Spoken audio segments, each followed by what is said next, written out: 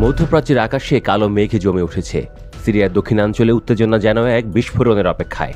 Israel একের পর এক বিমান হামলা চালাচ্ছে সিরীয় সামরিক স্থাপনায়।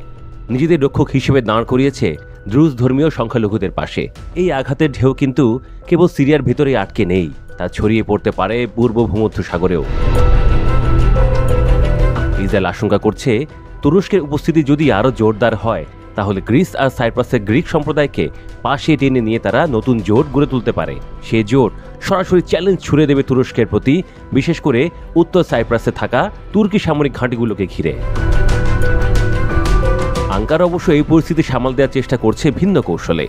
একদিকে সামরিক উপস্থিতি বজায় রেখে প্রতিপক্ষকে ভয় দেখানো, অন্যদিকে কূটনৈতিক আলোচনায় অংশ নিয়ে উত্তেজনা কমানো। এই দুই কৌশল মিশিয়েই এগোচ্ছে তুরস্ক। মূল লক্ষ্য সরাসরি ইসরায়েলের সঙ্গে যুদ্ধের পথ এড়িয়ে চলা।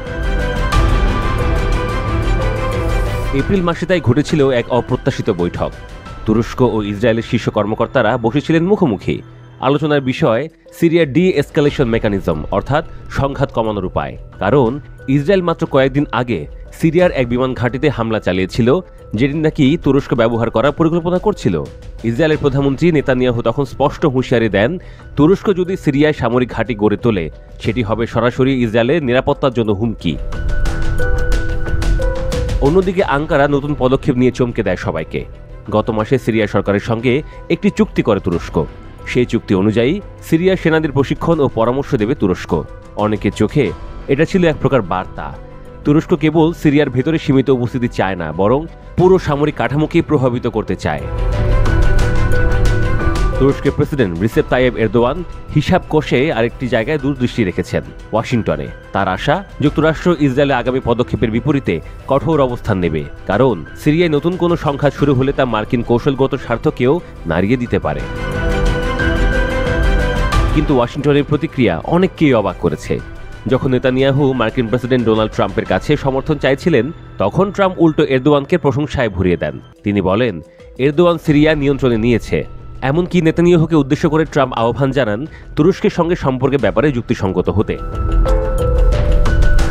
এই অদ্ভুত কূটনৈতিক মোড় পুরো অঞ্চলে নতুন জটিলতা তৈরি করেছে। একদিকে ইসরায়েল তার সীমান্ত সুরক্ষিত করতে মরিয়া, অন্যদিকে তুরস্ক সিরিয়ার ভেতরে নতুন বাস্তবতা গড়ে তুলতে চায়।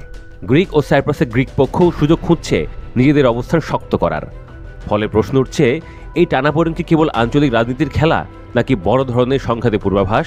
মধ্যপ্রাচ্যে মানুষ জানে, একটি ভুল সিদ্ধান্তও পুরো অঞ্চলে আগুন জ্বালিয়ে দিতে পারে।